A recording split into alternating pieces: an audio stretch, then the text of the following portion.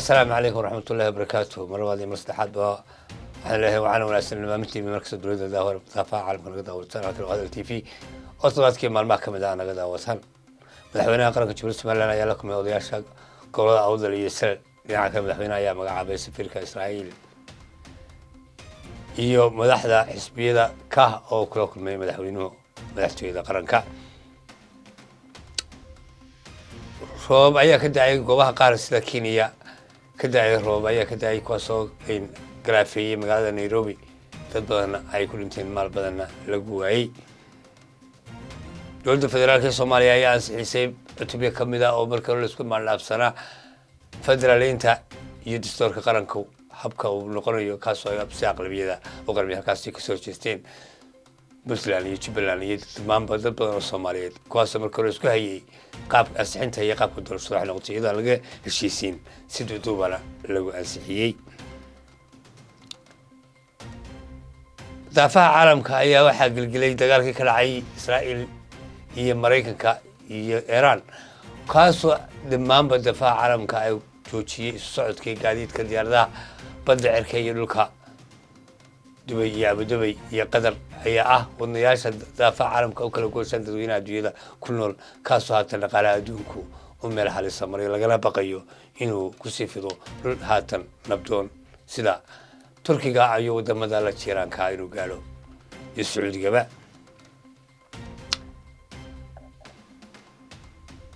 baarlamaanka Jumhuriyadda Somaliland ayaa ku baaqay in dadka bulshada Somaliland ka qaabtaan abaaraha iyo geeska Afrika ka socda kaasoo dad kala doonayay inay dhaqaale ku ururiyaan halkaas hormuudka gudoomiye ku-xigeenka oo gaaray magaalada Garadag iyo inta la halmaashay deegaanada bariga kuwaasoo la doonayay in la gaarsiiyo biyo iyo baad intaba dadkuna ay baahiin intii la gaarsiiyo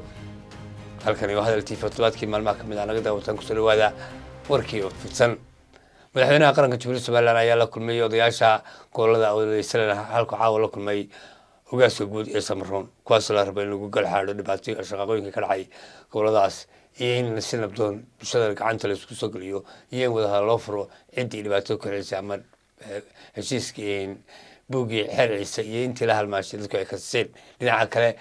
arrimaha mudaaharadada xilliga ka dhacay ayaa ku dhintay dad badan oo reer Somaliland magaalada Boorama kaasoo la raba haatan in dadkii iyo dhibaatada ciddii gaarsiisay ciddii ay ka tirsanayeen haddii dowladda tahay iyo haddii bulsho tahayba gacanta bulshada wixii dadkii loo xirxirana iyagana la sii daayay walow qaarkood la sii daayay badidoodina faraha laga qaaday balse la sheegayo in qaar intii ka dambeysay la xidhay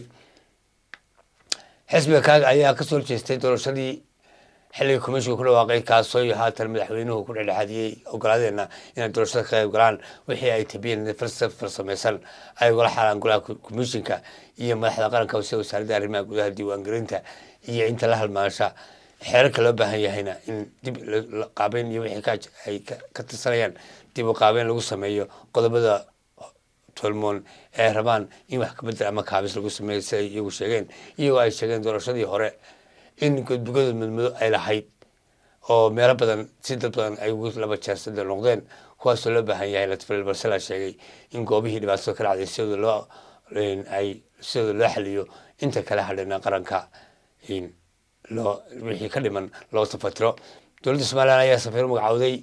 in dowladda Israa'iil kaasi markii hore ka shaqeysay halkaas la geeyay iyaguna shaqaale badan xilli ay waliba Israa'iil iyana ay la kulantay dagaal ay la dhex marayo Iran dhalinyarada ka tagtay Somaliland ee loo geeyay Israa'iil ayaa iyagu soo sheegay nabdoon kuwaasoo haatan qaarkood ay la soxleen dad ehelkooda magaalada Manchester degan in kuwaasoo sheegay in iyagu dagaaladu soo gaareen balse ay jiro cabsi xagga gantaalada oo ku qaabahanba bariga dhexe dagaalkaas uu isagu ku socdo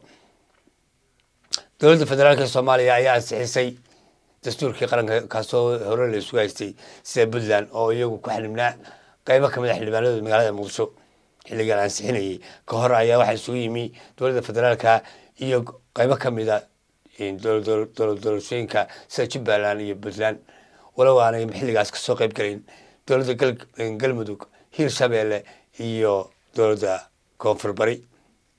iyadoo aan waxba dhinacyadaasi aanay kaasixin balse ay sheegeen hore iyagu inay ansixiyeen iyagii dadkoodiiba iyo ciddii baarlamaanka udirisay marka dastuurka la ansixinayo ayaa dowladda federaalka waxay sheegtay in la tashi mooyaane ay ansixinta xaq u leeyihiin baarlamaanka dowladda federaalka soomaaliya walow qaybo ka mid oo labadaas iyo qaybo ka mid oo bulshada intuba ay ka maqnaayeen balse baarlamaanka waxay sheegeen gacantaaga inay si toosa oo haatan dhaqalgu yahay intii boqolkiiba intaasina ay 75% dadkii fadhiyey ay u codeeyeen baarlamaanka 35 hadhina loo baahan yahay xilligooda inay yimaadaan oo wixii kaabisa iyo dood ay ka qabaan baarlamaanka gudisaybaan balse dastuurku isagu ansax yahay dowladda federaalka iyo waxaa isku maanlaabsan Jubbaland iyo Puntland iyagoo kuwaasoo iyagu ku laabtay dadkoodii iyo ciidda federaalka jirtay ku laabteen goobahoodii halkaasoo qaarkood lagu xamilay muddo 3 iyo 4 casha magaalada Muqdisho ay ku xalimnaayeen dadweyne qaar ayaa habeenimo loo dhacay oo si hadalka u dhigeen qaarkoodna la xidhay balse markii la ansixiyay loo fasaxay socodkoodii iyagoo hore loogu soo celiyay iyagoo diyaar saaran magaalada Muqdisho oo ay ku xalimnaayeen muddo dhowr casha ilaa 4 dowladda federaalka ayaa haatan sheegtay in cod qof loo jahayn doono bulshada qaranka dowladda federaalka Soomaaliya iyo geyga Soomaaliyeedba qof kasta halkiisa oo codku ka dhiiban doono cid doonayana isagu inuu soo xulanayo jiri doonida in si dadban oo dambe doorashada oo dambe la galaya aan jirin qof kasta ba xor yahay cid doonaya dowladda federaalka ay gaarsiin doonto codka iyo qofka si kastoo haataba ismaanlaaf bulsho ayaa ka jira iyadoo Soomaaliya ay afayeen abaaro iyo colaado iyadoo laga ashaar al-shabaab iyagoo aanay jirin dowladda federaalka iyo dowlad goboleedyada qaarkood oo isku banaan balse waxaa la rajeynayaa in sida madaxweynuhu sheegay inuu qof kastaba gogosha u fidan tahay walow iyagu ay sheegeen in natiijo la'aan ay kala kulmeen madaxweynuhuna aanu arrimihii yaalay si isagu doonayay si kale in lagala doodo u diiday balse la eegayo wajiga labaad ee soo socda soo noqon doono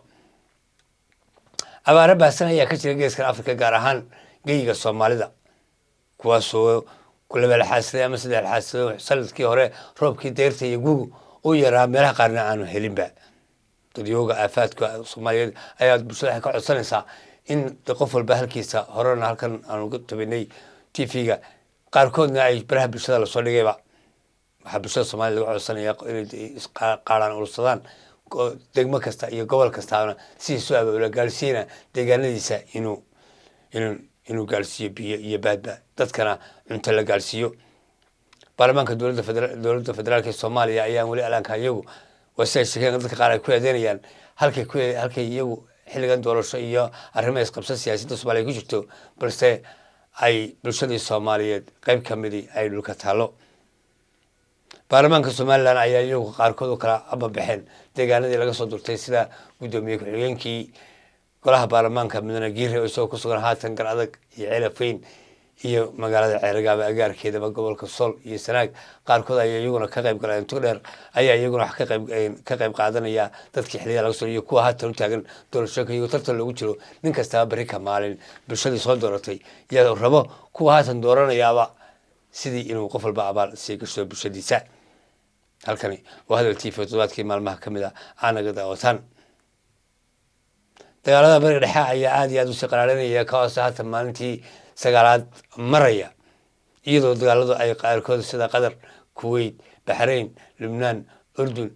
iyo Sacuudiga Abu Dhabi iyo Dubai ama Emiraadka ama dowladda Khaliij iyo Ciraaq intaba ay gaareen gantaalada dowladda Iran ayaa aad loo afeeyay halkii iyaguna ay afeysay dadkii ay saldhigyada militariga ku lahaa Mareykanku Israa'iil Mareykanku ayaa wali alaan ka garaacaya magaalooyinka Dahran iyo magaalooyin ku dhow iyo saldhigyada halkaas oo qaarkood maraakiibtii badda ee Iran loogu tagay meel ka fog deegaanada Iran oo kaas Hindu-Ilooshinka ilaa Azerbaijan qaarkood ay galeen dagaalada ayaana jiray wali alanka wax adduunyada caalamka ku cambaarayay mooyaane cid faragelin ama ugu baaqday si degdega in loo joojiyo ama veto isticmaashay waxa laga baqayaa dagaalku inuu ka sii faaho intaas oo haatan gacan ka hadal u dhex maro dowladaha carabta qaarkood iyo Iran kuwaasoo iyaguna ay garaacayaan saldhigyada iyo magaalooyinkooda waaweyn gabi ahaan bay socodka diyaaradaha iyo badaha ayaa istaagay dowladda Khaliij iyo gacankaas ay wadaagaan Iran iyo Imaaraadku waxaase waxa loo aad iyo aad dadku kaga baayeen maciishada iyo soo socodka oo aad iyo aad diyaaradaha iyo maraakiibta looga isticmaali jiray dowlad khaliij kuwaas oo kala gooshaan Afrika, Aasiya, Asia, Yurub. dad badan ayaa ku xaniban xilligan magaalada Abu Dhabi iyo Qatar kuwaas oo ka socday qaarkood Hindiya iyo Soomaaliya, Afrikada bari iyo dhammaan badaafa caalamka sida diyaaradda Ethiopian Airways, Qatar, Imaaraat iyo Lufthansa, British Airways, diyaaradaha Faransiiska, Jarmalka, Belgiumka oo dhammaan caalamka diyaaradahoodii ayaa 1800 oo fly ayaa ku kala xaniban daafaha caalamka qaarkood ay Ingiriiska joogaan qaarkood ay jiraan Jarmalka, Belgiumka iyo inta la halmaasha.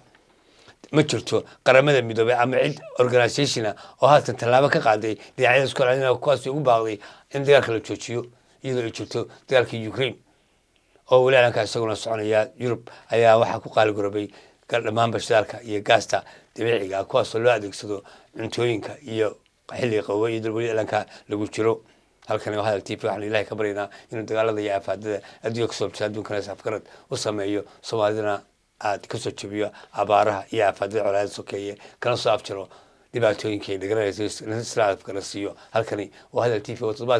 todobaadkii naqfradiri Ilaahay waxaan ka baryaa dambigeena iyo dambigii waalidiinteena Ilaahay u dhaafo. wabillahi tawfiiq wassalaamu calaykum waraxmatullaahi wabarakaatuh.